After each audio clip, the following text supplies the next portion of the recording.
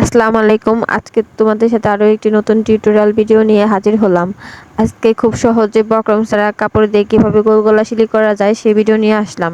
তো ফার্স্টে একটি গোল গলা কাপড় টুকরো করে নিয়েছি। তো এই গোল গলা কাপড়ের টুকরোর চারপাশে একটু একটু করে কাপড় সেলাই করে নেব। আর সেলাই করলে এই সেলাই করা কাপড়ের টুকরোটুকু এখন কামিজের গলার সাথে সেট করব।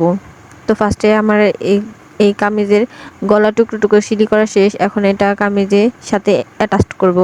তো এখন কামিজের উপরে ফ্রন্ট পার্টে আগে বসিয়ে নিব। বসানোর পরে এটা চারপাশে রাউন্ড শেপে একটু একটু করে সেলাই করে নেব। সেলাই করার পর এখন কেচি দিয়ে এটার কোনায় কোনায় একটু একটু করে কেটে দিব।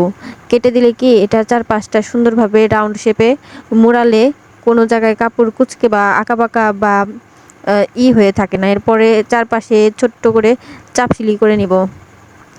তো বন্ধুরা, আমার ভিডিওটি যদি তোমাদের ভালো লাগে তো প্লিজ একটু লাইক, কমেন্ট, শেয়ার এবং সাবস্ক্রাইব করে দিও। তারপর গলাটা সুন্দরভাবে চাপ সেলাই করার পর উল্টে দিব। উল্টে দেওয়ার পর চারপাশে একটু করে চাপ দিয়ে নেব বা একটু আঙ্গুল দিয়ে মুড়িয়ে নিব, যাতে নিয়ে গলাটা সুন্দরভাবে সেট হয়ে যায়। তো দেখো বন্ধুরা, কি সুন্দরভাবে গলাটি সেট হয়ে গেছে। তো এইভাবে তোমরা খুব সহজে কামিজের সাথে গোল গলা কাপড় দিয়ে সেট করতে পারো। তোমরা যারা বক্রম দিয়ে গলা সেট করতে পারো না, তারা এইভাবে কাপড় দিয়ে গলা সেট করতে পারো। তো আজকের ভিডিওটি এ পর্যন্তই শেষ। ভালো থেকো সবাই। আল্লাহ হাফেজ।